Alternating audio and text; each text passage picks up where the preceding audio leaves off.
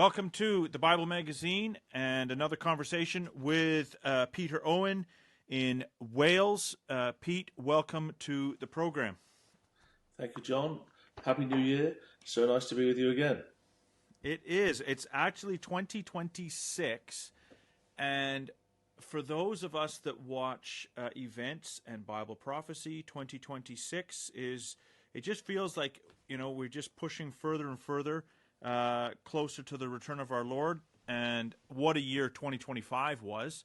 I didn't even think this is so obvious to obviously do a bit of an overview of 2025.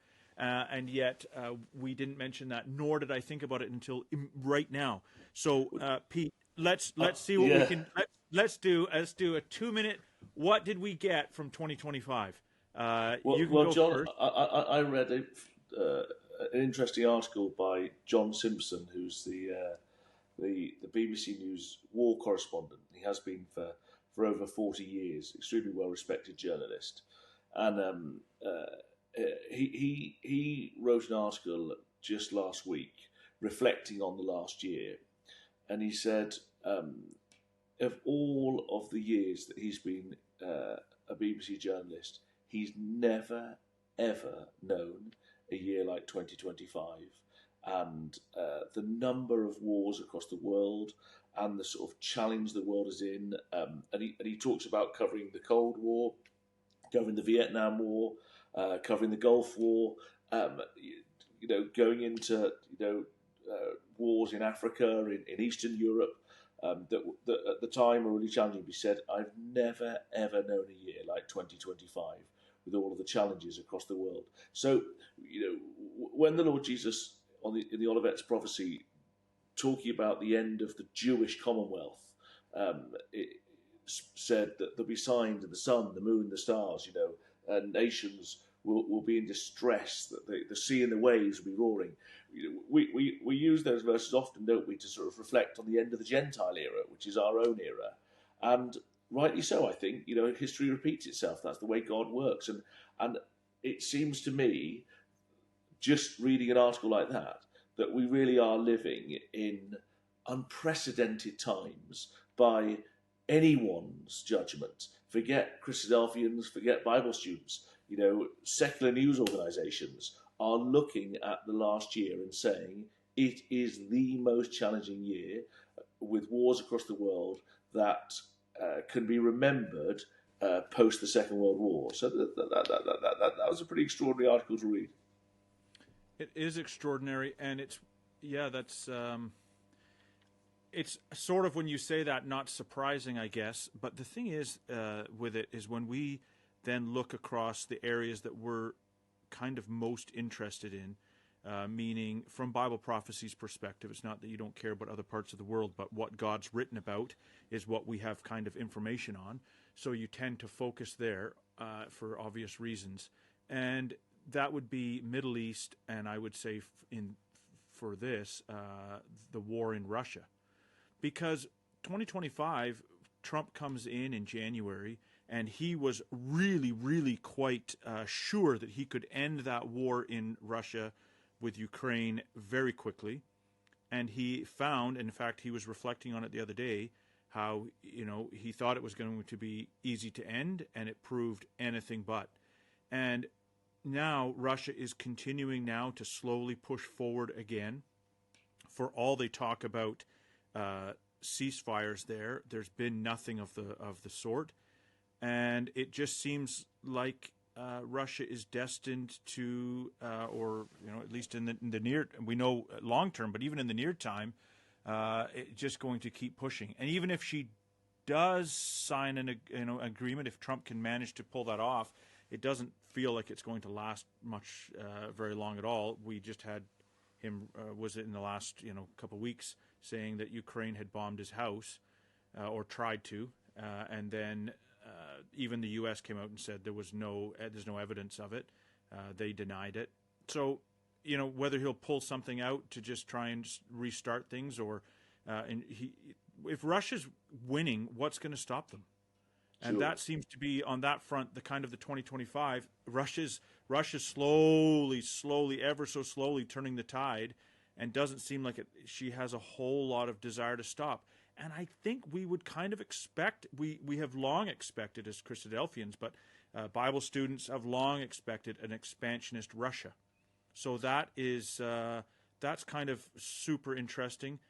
On the other side, and we'll dive more into Israel. On the other side, man, oh man, Israel has come out of this war, I guess, really stronger than ever. Even in economic deals that it's now cutting, it's unbelievable. Even even some of the voices that are loudest against Israel can't help but, I guess, even maybe be frustrated with Israel's progress. So, yeah, super interesting 2025. And where does it leave us? It leaves us with, as we say, the war continuing in Russia, and that would be in line with what we'd expect. The Middle East is still under complete restructuring. That's the way it seems to me.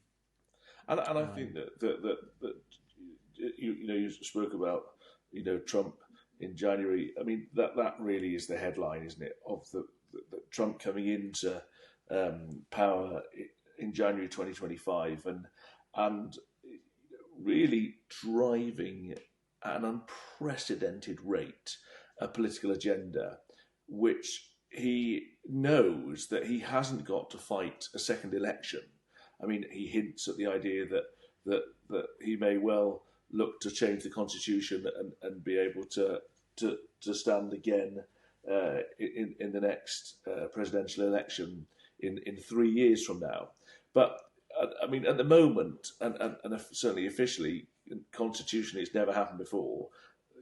He finishes in 3 years' time, and therefore, without the pressure that most American presidents would feel as they come into a second term, having perhaps been bruised in midterm elections and all the challenges of the second term that a president often has, Trump has come in for his second term in office, as it were, having had that gap, now with more energy, it seems, and certainly zeal than ever before, to make sure that his legacy is one that the world sits up and takes notice of, that he wants to be remembered, doesn't he, as a president that's managed to fix so many of the world's problems, despite undoubtedly that some of his decisions adding to challenges, let alone taking anything away.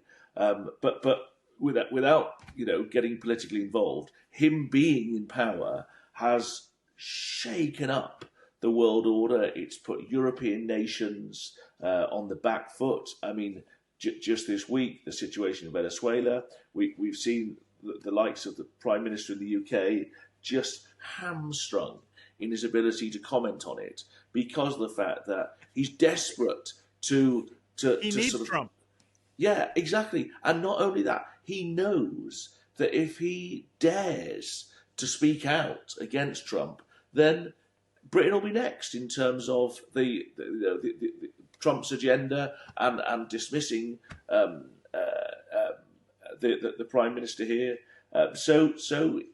And you see that across Europe. You see that in the sort of traditional allies of America and the sort of core of the West, Europe and the US, that the European nations don't know what to do. On the one hand, they're sort of bastions of international law, whatever that is, but they like talking about it a lot, and they like referring to it.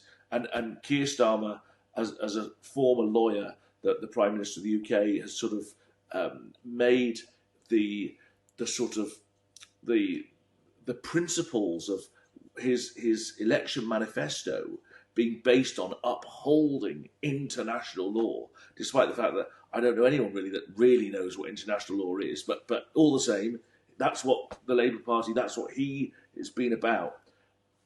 Trump does what he does.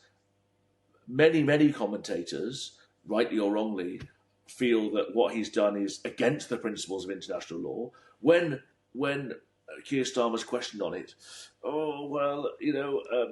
he does anything he can to avoid the question because he desperately doesn't want to fall out with Trump because Trump's so volatile. And I think that the shake-up that Trump's brought to the world order has has been extraordinary, and therefore the sort of core event of the last year that's led certainly to Israel's confidence in being willing to take on Iran and the proxy enemies, the likes of Hamas and Hezbollah and the Houthis, in a way that they just wouldn't have been able to do before. I mean, I saw a speech where Netanyahu was in the US, wasn't he, last week, and he spoke in Florida to a Jewish audience. I saw that one, yes. Yeah, and he said, listen, he says that Biden wasn't that bad, but he says Trump has been like no president as a friend to Israel ever before, in that what the confidence that he's given that nation in being able to stand up to their enemies has been unprecedented. That speech, this is an aside note, and then we'll come back. That speech was, Netanyahu was giving a powerful speech, as he does. That one made me a little bit sad, because all the way through it was just how good they were, how good Israel was. It was just pump my own tires all day. He was just pumping his own tires, and that of Israel and the IDF. And it's, the IDF has done amazing things, but I was just like, if you don't give God credit here before long, like, I am going to lose it. I was getting so frustrated with it, and at the end, it's like one sentence in the end. It's like sort of like with God's help or something. It was like one little blah at the end.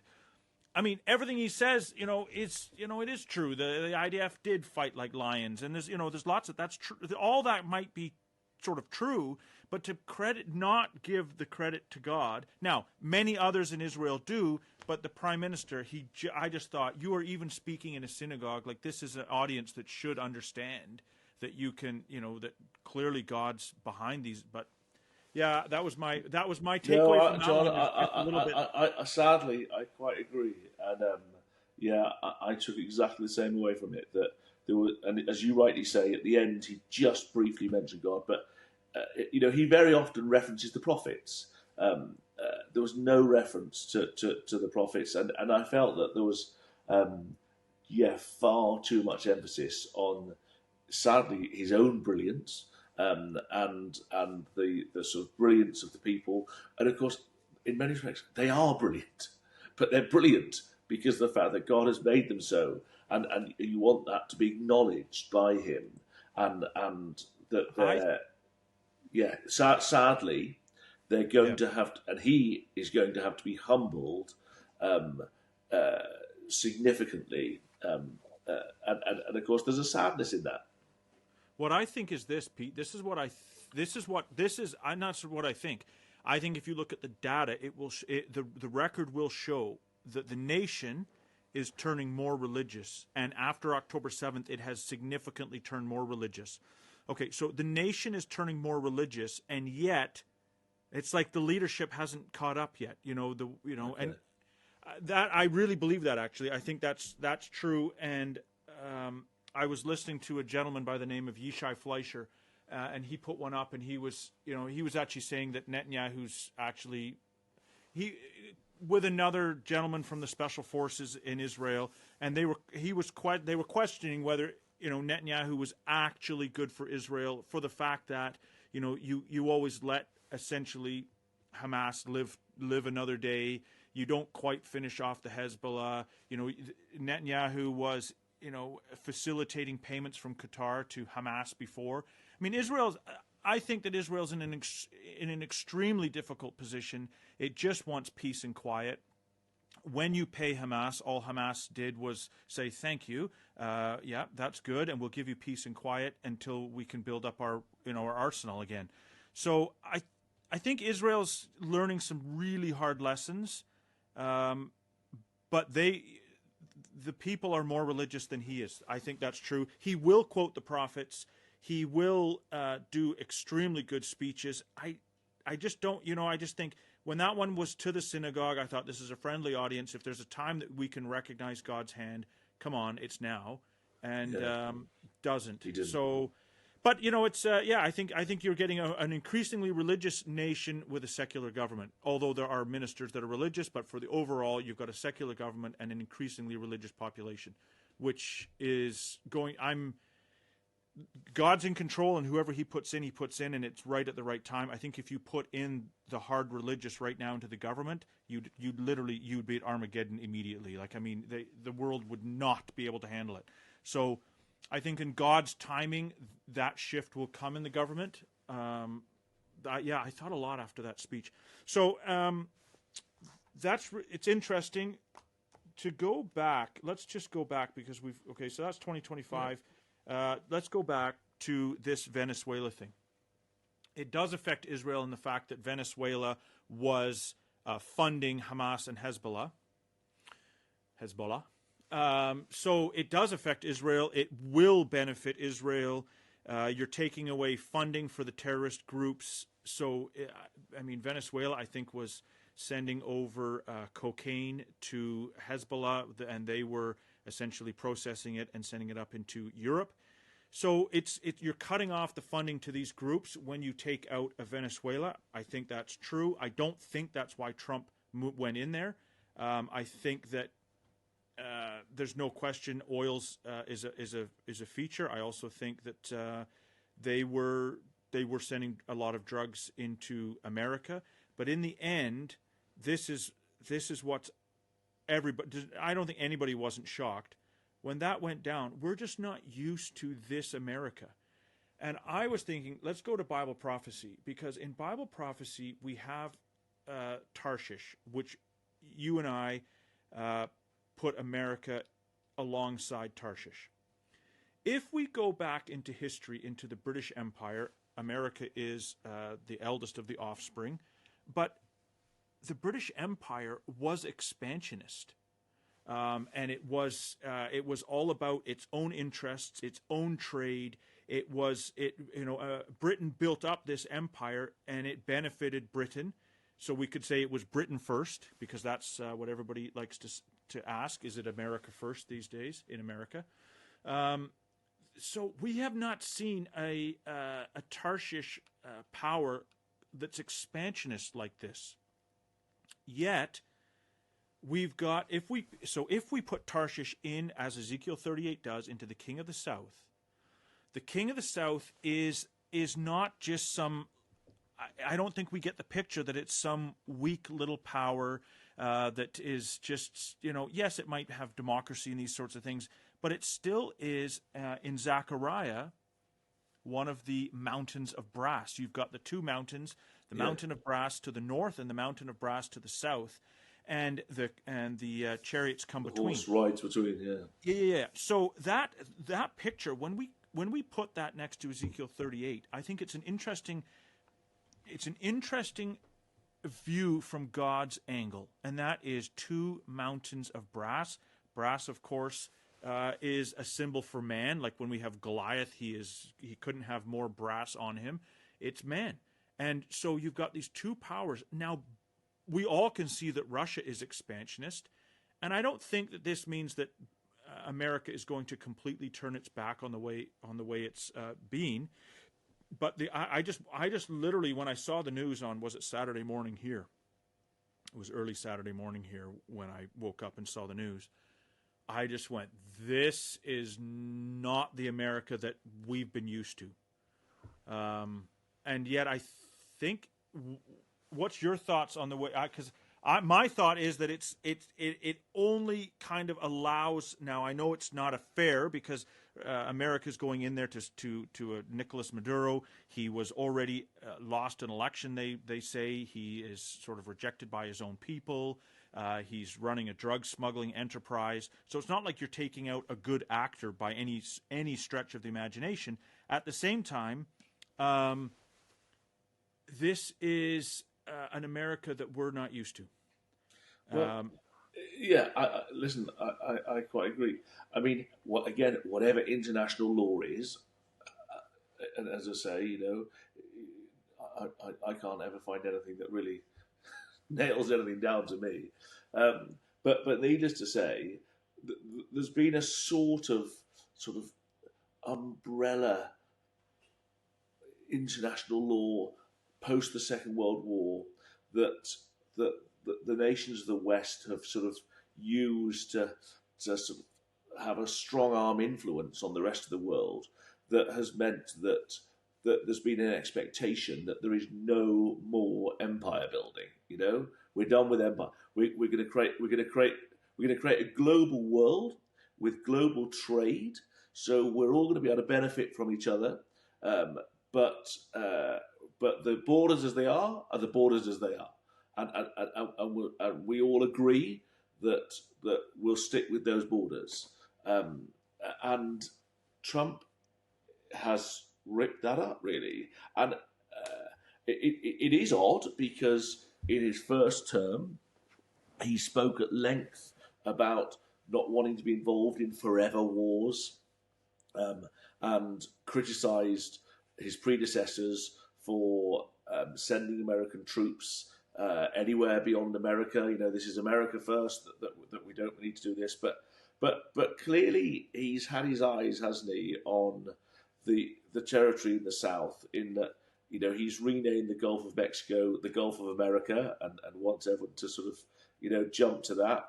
He as you mentioned, he's sick and tired of the likes of Venezuela, and I'm sure that there are others besides, likes of Colombia, Cuba, sending narcotics into America, and the impact that drugs are having on undermining Western countries in terms of their costs of healthcare, that people's lack of ability to go to work and to be effective in their lives. Drugs is like the scourge of the West, isn't it? That Western powers they've got more money than other nations, but then that a lot of money, billions of pounds, billions of dollars, is spent on drugs, cocaine coming out of these countries, that is completely undermining the sort of fabric of societies in the West. And so he wants to do something about that. And although, you know, he's openly speaks about it being, you know, a narco war, or not a war, but you know, he says it's not a war, doesn't he? But yeah, but what undoubtedly part of what he's doing here is cutting off the oil supplies that are going to the likes of Iran and China. I mean, the following day, it was Iran and China that spoke out to say, you know, we insist on the immediate release of the Venezuelan president. You know, Maduro's got to be released immediately. This is absolutely unacceptable. And for them, they must be absolutely up in arms. I mean, China buys a huge amount of Venezuelan oil. Iran takes in Venezuelan oil, and you know, clearly the ships are used as, I mean, you talked about, and I didn't know that, but they're actually cocaine going to Hamas, which is then sold up into Europe. So I think that Maduro's clearly, you know, got a good thing going on with the likes of China, with the likes of Iran, and that Trump knows that very, very well, and he's upsetting that, and he's spoken about putting American multinationals into Venezuela to get the oil, get it coming out of the country, to make the country wealthy, and to pay back American resources for what they've had to do to deal with Maduro and all the problems of drugs coming in. So he wants America to siphon off a massive amount of the wealth that comes out of that oil. But I think that central to Bible prophecy isn't necessarily the war on drugs, but it certainly is the export of oil from Venezuela to the likes of China and Iran, and that stopping is once again going to have a big impact, and Israel must be rubbing their hands together. Yeah, there's no question it benefits Israel. There's absolutely no question. I think it's you know, it's, yeah, that's true. So what I'm thinking, Pete, is that, so he references that it's in the press conference, and certainly in when he's flying in Air Force One the other night 2 nights ago, he references something called the Monroe Doctrine. And the Monroe Doctrine was, and I've just pulled up a definition so I don't get it, make sure I get it right. It's a principle of U.S. policy originated by President James Monroe in 1823 that any intervention by external powers in the politics of the Americas, so not just America, in the Americas, is a potentially hostile act against the U.S. So he is looking at, and he said that he's renamed it not just the Monroe Doctrine, but the Donroe Doctrine. So now it's the Donroe Doctrine, and the Donroe Doctrine is essentially saying, I'm not having Venezuela sitting there essentially friendly with Iran, Russia, and China sitting. And if you look on a map, it's not that far before you're into Cuba and into southern Florida. So he's saying, I'm not having this as a neighbor. Now, what's kind of interesting is the Monroe Doctrine, or now the Donroe Doctrine, is the idea that he doesn't want intervention by external powers in the politics of the Americas and sees it as a potentially hostile act against the U.S. This is the thing. Isn't that what essentially Russia's saying with Ukraine? We don't want Western influence in Ukraine, and Ukraine needs to be essentially neutral. Oh, you're not going to be neutral. Okay, we're invading. That's at least what is being said on the surface from Russia. So it's interesting that both those mountains of brass are both essentially protecting, empire building. They see it, their interests. Against, and this one is against Russia. Like what's happened in Venezuela is against Russia. Go ahead. Sure. Well, yeah, I quite agree with you. And of course, what the European nations and then when Biden was in power with America's support and Canada with Trudeau and Carney would be just the same. What their rhetoric against Russia has been is, you can't do this to a nation state, right? Yes. This is. It doesn't matter that this is that they're not with NATO. Ultimately, you can't just come in and take and what Zelensky has, been desperately getting Trump to try to see is, we can't allow them we can't do a deal that just says, okay, you can have the Donbass, you can have the Eastern Territory, because if we allow this to happen, then at some stage they'll just say, okay, we'll roll on and take a bit more, we'll roll on and take a bit more. Either nation states have got territorial integrity or they haven't, and what for decades the West has broadly stood for is nations have. And Trump, in doing what he's done in Venezuela just this last week, has possibly totally undermined the foreign policy efforts of his traditional allies in what they've had to say to Putin. Putin, again, must be thinking, fantastic. Many commentators have made the point this week.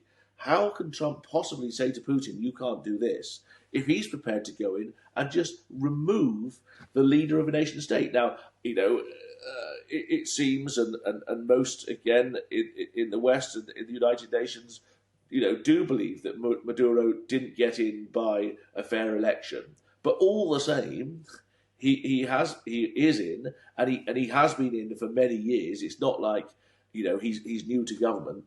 He's been the president since, I think, 2013 or something like that. So, it's pretty crazy to just say, you know what, we don't want you any longer, and to do the operation that he did, which by all accounts seemed to be an extraordinary act of American military might.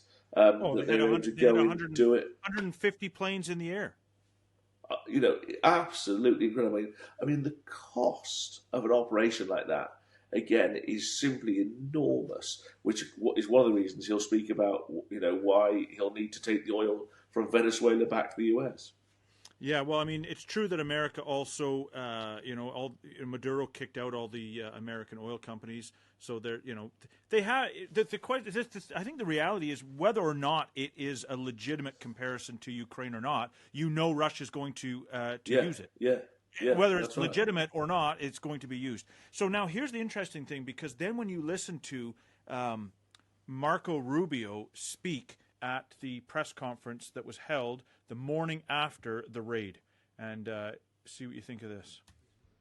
Well, I don't have much to add to what you've heard now, other than the following points. Nicolas Maduro was indicted in 2020 in the United States. He is not the legitimate president of Venezuela. That's not just us saying it. The first Trump administration, the Biden administration, the second Trump administration, none of those three recognized him. He's not recognized by the European Union and multiple countries around the world. He is a fugitive of American justice with a $50 million reward, which I guess we saved $50 million. And make sure. Yeah, exactly. But don't let anybody claim it. Nobody deserves it but us. But I want to be clear about one thing. Nicolas Maduro had multiple opportunities to avoid this. He was provided multiple very, very, very generous offers and chose instead to act like a wild man, chose instead to play around. And the result is what we saw tonight. The other message here is the following. You have a guy, like many people around the world, they like to play games. You have a guy who decides he's going to invite Iran into his country, is going to, do the confiscation of American oil companies, is going to flood our country with gang members, is going to take Americans prisoner and try to hold them for hostage and trade them like he was able to do with the Biden administration. Basically likes to play games all this time and thinks nothing's going to happen. And I hope what people now understand is that we have a president. The 47th president of the United States is not a game player.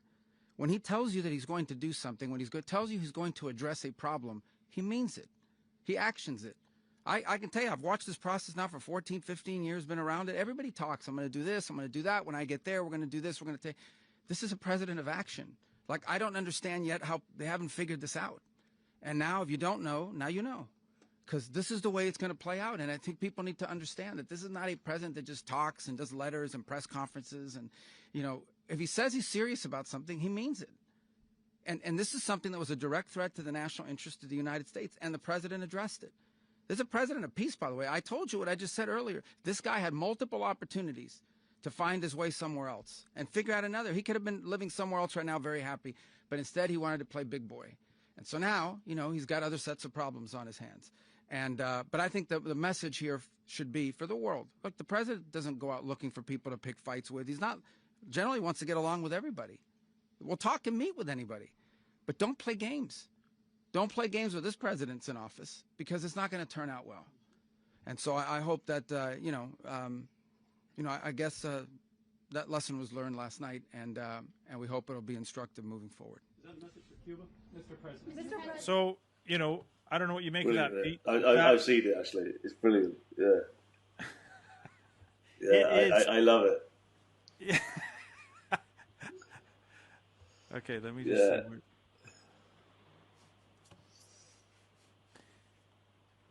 It is the reason I play that, Pete, is because things are different under Trump. Things have changed. And what's the message now? And everybody's saying it. What's the message to Iran?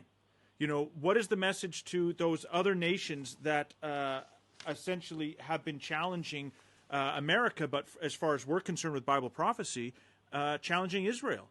It really is, if you look at Ezekiel 38 and the prophecies we so often refer to, we really do expect this southern mountain of brass to not necessarily just be a complete walkover. It's still a mountain of brass. It's an opposing force I think, John, northern power. That's right. I think that because in Ezekiel 38, you've got the focus on the king of the north nations in the first few verses. And then in Ezekiel 38, the king of the south, their actions don't play, in the king of the north, in Ezekiel 38, the focus isn't particularly on the king of the south. It's on the king of the north, who's going to be the instigator to come sweeping down into the land of Israel, which is central to that story. 100%. And so the king of the south asked the question, are you come to take a spoil? And I think sometimes that question can sort of be like, weakly asked, "Are you come to take a spoil?" As if the king of the South nations are powerless to do anything about it, and absolutely sort of just a bunch of weak nations sort of thing. Well, that's just not the case necessarily at all. The focus on Ezekiel 38 is about the king of the north driving down. In Daniel 11, the focus on the king of the north. But as you rightly point out, that Zechariah prophecy I think is really helpful in making the point. Listen, there are two mountains of brass. And again, I think sometimes people can sort of slip into the mindset of the king of the north baddies, the king of the south goodies. Well, actually, again, that simply is not the case. The flesh is brass, north and south. And in both cases, you've got a mountain. And of course, the great irony is that the stone that will hit the image becomes a mountain that fills the whole earth. I think it is a really interesting point, and I think it is worth us being mindful of that we're not expecting necessarily some sort of weak, hopeless nations. I mean, all nations, if you like, strong, weak, whatever, are hopeless, and all require the Lord Jesus Christ to govern them eventually. I think it is helpful for us to sort of recognise that, yes, America and the Tarshish powers may well still have some strength in their voice when the Lord Jesus Christ does come. Yeah, and just for the record, that is Zechariah 6 for the mountains of brass. So here's the thing: is that it then goes on to say, well, what about Cuba? And they're essentially like, yeah, Cuba can, it's about ready to fall anyway, and they have no love for Cuba nor for Colombia. That's fine, and everybody kind of is looking at this, kind of going, what do you mean? But the other nation that we haven't mentioned is, frankly, looking at this, is Greenland, because he keeps saying he wants Greenland. Now, okay, that's another area, but here's the takeaway for Greenland. They're going, okay, if this guy, if he truly wants Greenland, he can have it. Because there's not much anybody's going to do to stop it. And in fact, one of his aides, Stephen Miller, came out and said just that. And said, no one's going to stop us if we want it. I think his wife might have tweeted this week, a picture of the U.S. flag set on on Greenland. Here's the interesting thing, Pete, and that is there was it was an article, and it was put out by I think the Atlantic, but it is I'm going to see if I can grab it for you. U.S. Greenland, because there is no question Trump wants Greenland, but the problem is that if Trump takes Greenland, it has major implications. Now, The Guardian says how a U.S. takeover of Greenland would undermine NATO from within. Here it is. The Danish Prime Minister says a U.S. takeover of Greenland would mark the end of NATO. So this is getting really interesting, because in some way, one way or another, we don't think that NATO is able to survive. NATO is not the setup. We've talked about this many times, I think. NATO is not the situation, the picture that we find in Bible prophecy. Rather, this northern and southern power, not an east-west setup in Europe, neither a North Atlantic Treaty Organization. That's not the way it sits. So something's got to change, and it just feels as if this new expansionist, or at least aggressive, rightly or wrongly, America is something that the world, and Europe especially, is not going to be. They just don't relate to this. They don't connect with this. It is completely an anathema.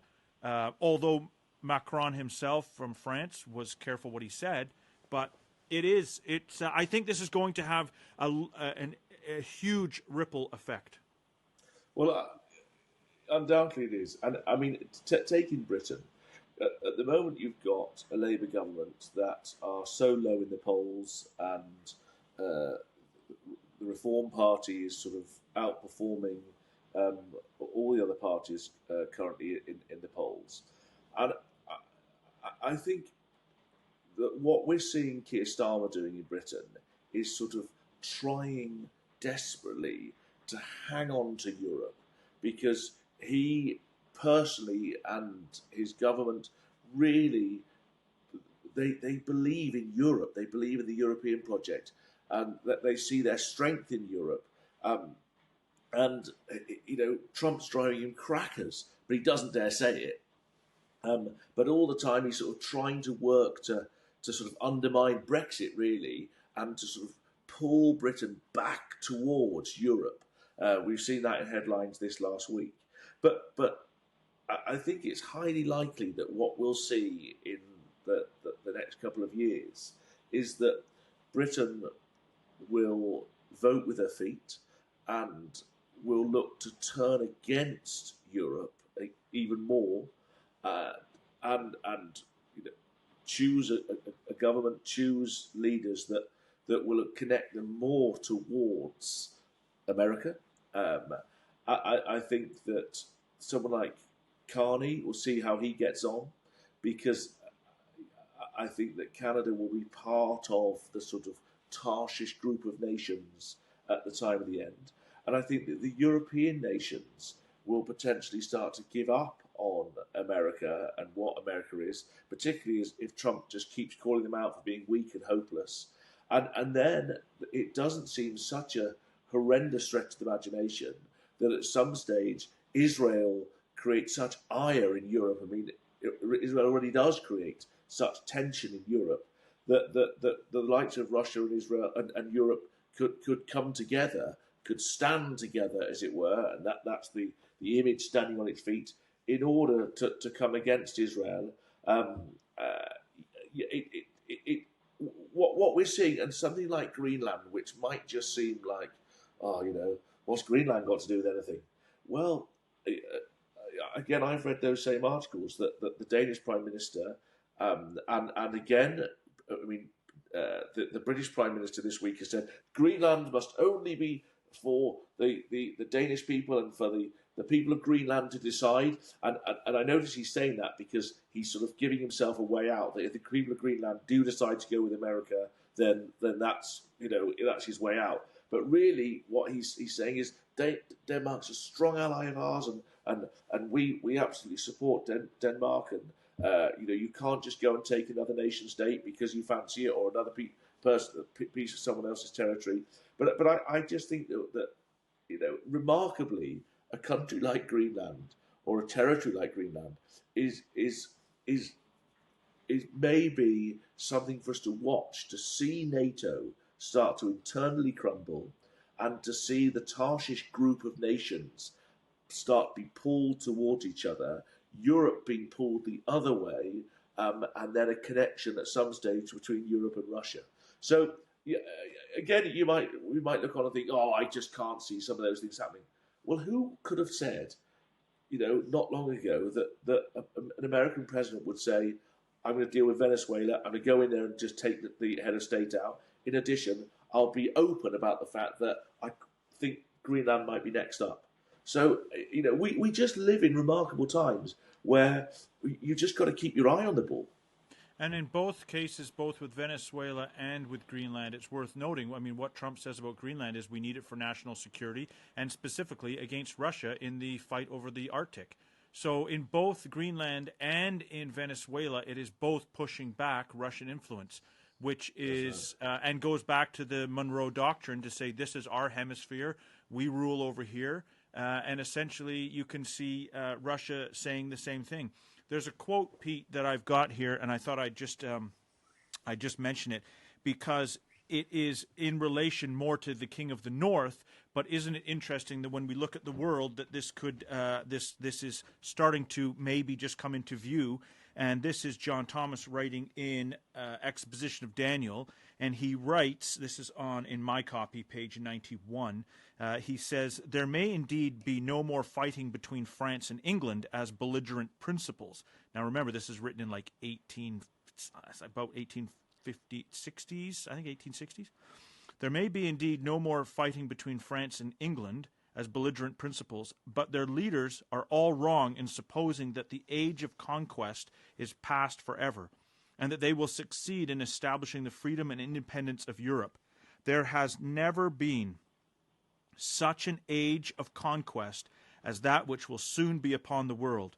And as to the establishment of European freedom and independence, the war to be initiated in the setting in of an overwhelming inundation that will submerge them under one of the most terrible and scorching despotisms that ever wrung the heart of the nations.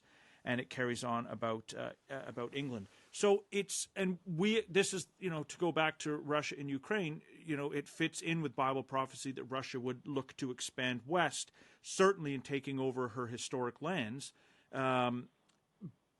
But the idea that I was thinking it when I was chewing over it with America. I remembered this quote and I went and dug it out.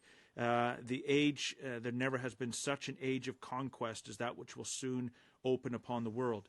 If you just take that, it's like, well, we would apply that directly to the King of the North, and that's right. But it's interesting to see it being echoed just even slightly from the King of the South saying, Monroe Doctrine will frankly be king over our hemisphere, the Western Hemisphere. So it's certainly. I think in terms of Russian, as you point out there, that we can well expect Russia to sort of certainly be extremely interested in its ancient heartlands, or not even ancient, the sort of old USSR territory, but I think that, from my point of view, I don't necessarily think that Russia has to take complete control of Europe. I mean, when the image stands up, there are two legs to the image. It's not one great empire, as it were. You've got Russia, the dragon power in the east. You've got the beast power, Revelation 16, coming to Armageddon in the west. But clearly, the image has got to stand on its feet together, and ultimately it's one image, albeit two legs to the image. So there's one mind that is the driver, and that's Gog, of the land of Magog, and Magog we believe compromises the likes of Ukraine and pushing right out to the west, including the likes of Germany in ancient times. So in other words, what I think is that we can expect to see a dragon and a beast. Yes, there's one head, Gog, who is Russia, who's driving that image to come down onto the mountains of Israel. But we don't necessarily have to see Russia sort of swamping the whole of Europe and chaining up every aspect of Europe in order for that section of Bible prophecy to be fulfilled.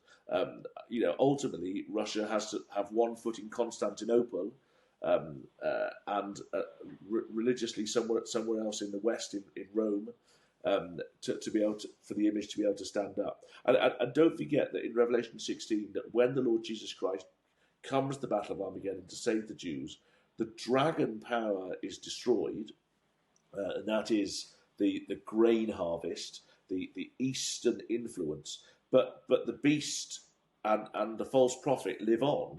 In fact, when we come to Revelation 17, the false prophet is described as being the woman riding the beast. So expect the European nations to be able to sort of survive Armageddon, that they then end up giving their power and their strength to the beast of Europe, that they come together, which is why we're so interested in the European armies at the moment starting to take seriously conscription and wanting to sort of start to form armies, because we expect to see that at the time of the end. But those armies will pull together. They'll give their power and their strength to the beast, and then they'll fight with the Lord Jesus Christ in mainland Europe for what we believe to be a period of about 30 years before they're eventually utterly destroyed and subdued. So I just make that point that yes, Russia is empire building. Yes, Russia, we fully expect to ultimately come through the likes of Ukraine, to come down into the likes of Turkey.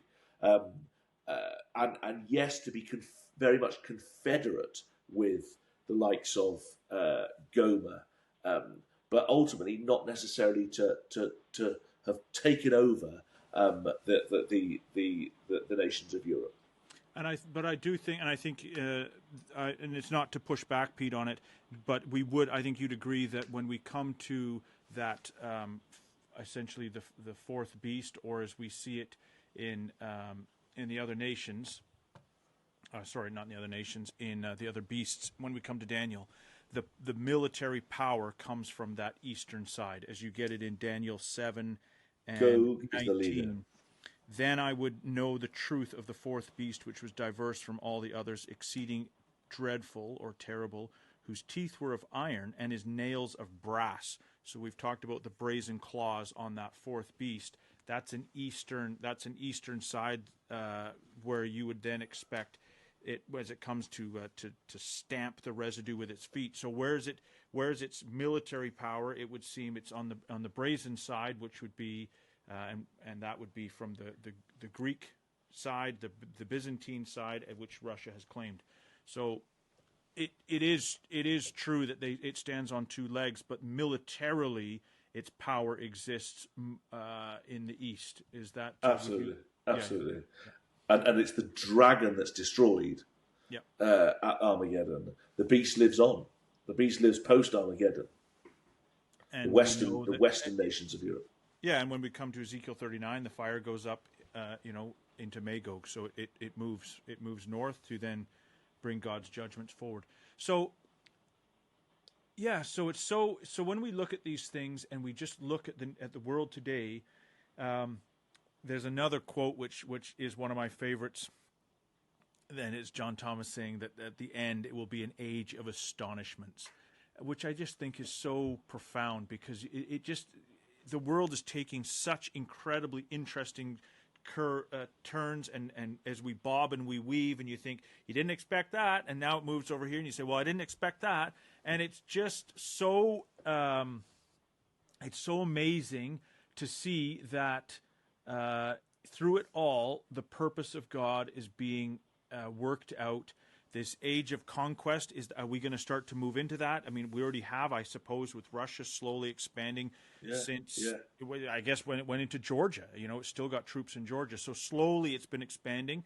But at some point there is this where it comes like a whirlwind. So there is a point at which this, the Gog power, I guess you'd say, the dragon side, does seem to get a little more. I mean, let's face it. I mean, looking on the other power, the King of the South power, and looking what America have done this week. I mean, who the week before last could possibly have predicted what just happened in Venezuela?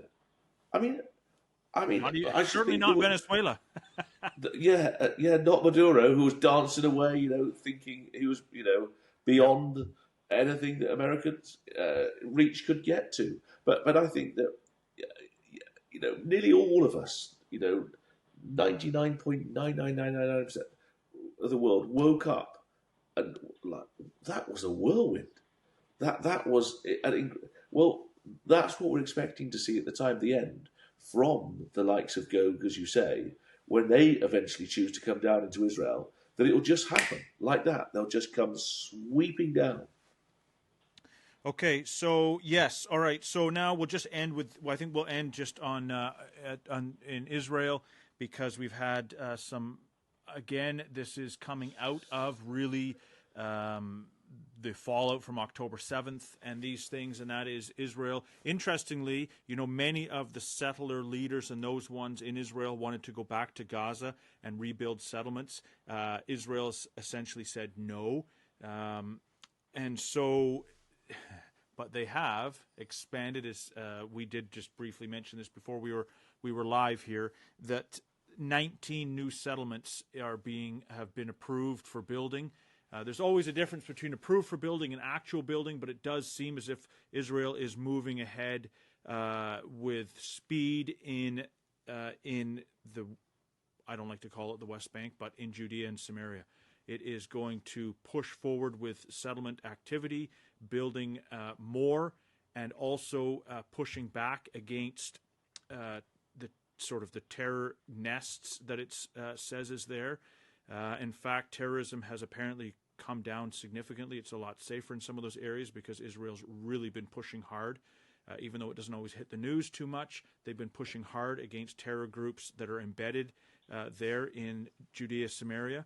And this is, we've talked about this last time, the focus is slowly going to move in, as far as Israel's concerned, into the mountains of Israel. Well, I always think it's amazing. Ezekiel 36 is absolutely focused on the mountains. It tells us that there will be a build-up of Jewish people on the mountains before Ezekiel 38, when Gog comes down. In fact, there's that famous quote from John Thomas that, there will have been a considerable gathering of Israelites upon the mountains before the invasion of the country by Gog. And if I speak on that, I often say to people, what do you think a considerable gathering would be? What do you think he was expecting? Because bear in mind, at that point, there's no state of Israel. I mean, he's writing in 1848. So he's writing 100 years before. There's a handful of Jews there. There's a handful of Jews. That's it, like handful of Jews. But he can see from Ezekiel 36, Ezekiel 38, that it's the mountains that the controversy is at. He can see from Ezekiel 36 that there's going to be a build-up of Jews on the mountains, because it says, Ezekiel 36, verse the likes of 11, that God says, I'll settle you, you'll build on the mountains. And of course, that's one of the great signs of our times, that post-67, when the Jews took again, 2,000 years later, that territory, the mountains, the hills of Judea and Samaria, that what they've done is they've got the very land that the ancient prophets speak of, that here they are building, and remarkably, of course, the international community is absolutely furious with them, despite the fact that, when you think of what nations have taken in the last, few years, I mean, we're talking about a tiny pocket of land. But of course, it's not surprising as Bible students, because it is the very controversy of the last days.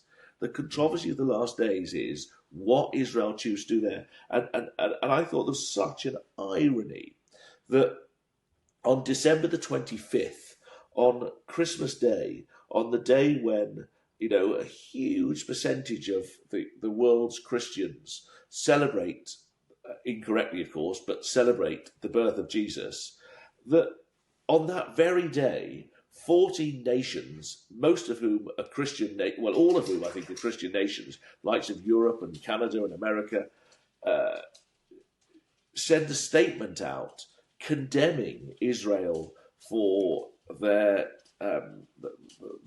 saying that they're going to continue to build on the mountains, and that there's 19, as you say, new settlement projects that have been agreed in the Knesset to be built on the mountains. I think, can't you see the irony that on the very day that you're celebrating the birth of a Jewish man born in Bethlehem, and by the way, if you look at a map of the territory that the 19 new settlements are, the map will have in its south Bethlehem. And so isn't there just an extraordinary irony that this Jewish man born in Bethlehem is being celebrated, his birth on this day, by so many in sort of crackpot religious ceremonies across the world. But all the same, on that day, these nations release a statement saying, this isn't yours, to the Jews. This isn't yours. I mean, how is the irony not lost on them? Unbelievable. Yeah, it's unbelievable. Yeah. Yeah, it is. I mean, the world is so they it's always the age-old problem, They want to try and use the scripture to build up their own theology, for use, for lack of a better word, their own belief structure. The problem is that they're using a Jewish a scripture that was given to the Jews as the Old Testament, and even the New Testament, although it's written in Greek. You've got Christ saying, "I've been sent to the Jews." Even the apostles at first are sent out to the Jews. Christ comes; he's born King of the Jews. He's killed as King of the Jews. You open the book of Revelation, and he tells the Jews, the Jews are going to come back to the land. Yeah, he did. Yeah. The Jews are going to go Luke 21. Yeah, so it's all the way through. It's still, even though they try to replace it, it's like the Jews do not. It does not fail. You open the last book that he gives to John, in the book of Revelation, and you open up with him talking about the time when the tribes will be restored and look on him. So it is. Yeah, it's all the way through the New Testament. The idea of replacement theology, you have to really, really, you got to try hard. You really do. And in addition, tragically, you do that. You miss the greatest sign of our age. And the greatest sign of the age is the coming again of the Jews. Because that is the demonstration that a nation that was dead, to all intents and purposes, the world was dead. I mean, of course, they never were. But from the world's point of view, for 2,000 years, they don't have a homeland. That dead nation is resurrected. And that is the demonstration in our age that, yes, the resurrection of the Lord Jesus happened, the resurrection of the nation has happened, and you too can be resurrected, as it were. You too, who are, to us all, we're all dead in trespasses and sins, and yet the hope of the gospel is the hope of Israel. What is the hope of Israel? A dead nation can get resurrected. Our hope, the hope of Israel, is that we who once were dead in trespasses and sins can be made alive because of the gospel message. So replacement theology dismisses all of that. And no wonder your average person in the West these days hasn't got a clue what they actually believe and what the Bible teaches. Yeah, it's so true. Pete, I'm going to try and pull it to an end because I know time is not on our side, but I just can't help but pointing out two news articles here that are that sort of highlights what's happened in Israel, and sort of since we last spoke. This is 3 weeks ago. Jerusalem Post: Israeli exports in 2025 near pre-war peak. So they're already back up to where they were on exports. For all of the world's desperate attempts to try and undermine it, to bring boycotts, divestment, sanctions, all that stupidity, it hasn't done a single thing. And Israel's just now approved a $35 billion gas deal to export natural gas to Egypt. So out of all of this, for all the world has done to try and, they try to take over as far as being the chosen people, trying to cut the Jewishness of Jesus out, but then trying to cut the nation down itself, which is, we believe, his project to reestablish, to restore, to rebuild. They can't hold any of it back. They can't hold any of it back. It is just, for all the war and all the trouble, Israel's come out stronger on almost every metric. Yeah, it really is amazing. And when you think of what we've just spoken about in terms of Venezuelan oil and energy, and we know that the Russian economy is also built on exporting oil and gas across the world. And you can see that something like that, where Israel is becoming stronger and stronger and stronger and chooses to export gas to Egypt, we don't know what the spoil is, but we know from Ezekiel 38 that when Russia comes down, she comes to take a spoil. We know from Daniel chapter 11 that she doesn't stop in Israel initially. She comes straight through Israel down into Egypt. So it just is interesting to see that Israel has signed that massive deal with Egypt, because we know that when Russia comes down, she comes down into Egypt, she takes control of the silver and gold there before coming back up to establish herself in Jerusalem. So, yeah, really, really interesting. Thanks, John. Yeah, thanks, Pete. It's I don't know what's going to happen in between from now and when we chat next, but it could be. Looks like Iran's almost on the brink of being invaded or hit again on some level. So, did you notice that in the news? I think it was this morning or yesterday. I think it was yesterday.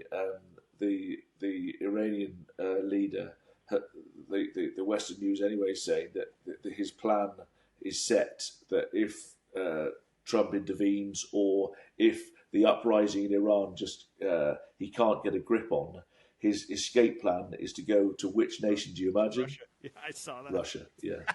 It's just interesting, isn't it? Listen, this Bible prophecy, as you and I understand it, it literally never fails you. It just always is just holding true. I don't, for people that don't, they don't believe the Bible, they've turned away from it, and I just think if you're tuned into this stuff, you can't help, every time you turn around, for you and I, as you look at these things and you look at world events, you just think everything, like literally everything is going to plan. Nothing isn't going to plan. So epic. It's so epic. When I saw, you're going to go to Russia. Of course you are.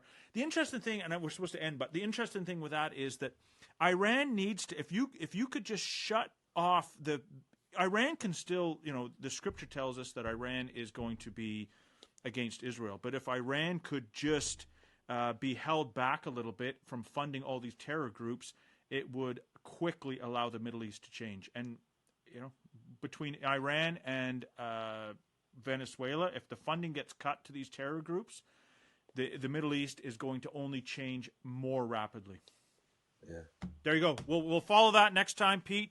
Thank you for your time. Thanks for chit-chatting again, and God willing, we will do it again if the Lord remains away. Look forward to it. Thanks, John. Pete. Be good.